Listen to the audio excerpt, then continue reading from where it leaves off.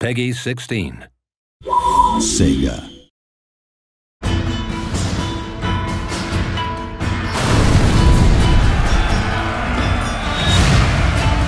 Set during the 19th century, The Fall of the Samurai offers a largely different gaming experience to the original Total War Shogun 2. It's full of explosives, pyrotechnics, it's got lots of fun new units like torpedo ships and Gatling guns. Ships explode left and right, get armor-penetrating shells. We have this huge clash between the modern and the traditional. Effectively, this is a war for the soul of Japan in the modern world.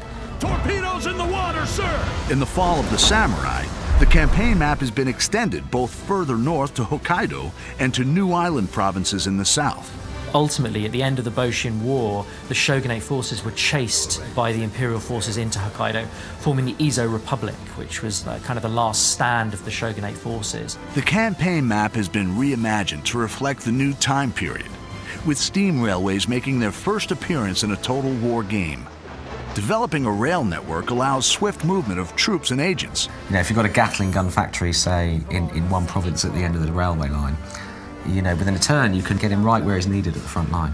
But be wary of enemies sabotaging or blockading your stations. My favourite agent, really, I think, is the foreign veteran agent. So that's kind of an American or British or French foreign veteran that you bring in to improve the recruitment of your troops, kind of drill your troops, train them more effectively. And they can also challenge other agents to single combat. Well, I will defend my honor.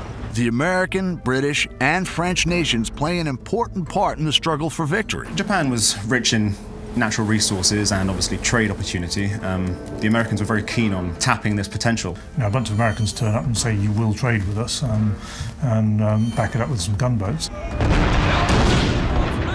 The construction of trading districts for Western powers will give you access to devastating units and advanced technology. The Industrial Revolution and the Enlightenment that took many, many decades in the West gets condensed into 2 or 3 or 4 short decades in Japan. You know, in about 30 years, it's one of the most advanced industrial nations in the world.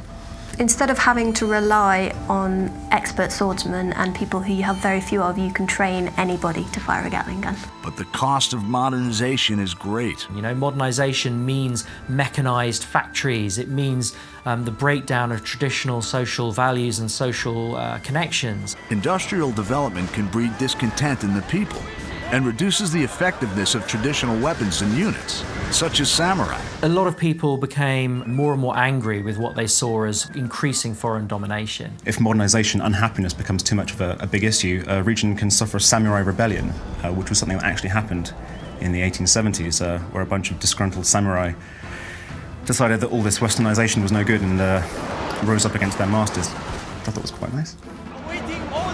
The dynamic clash between the old traditions and the new industrial world is at the heart of The Fall of the Samurai. Like all Total War games, there's no wrong path to victory. Make your own choices, build your legacy, triumph, and dominate Japan.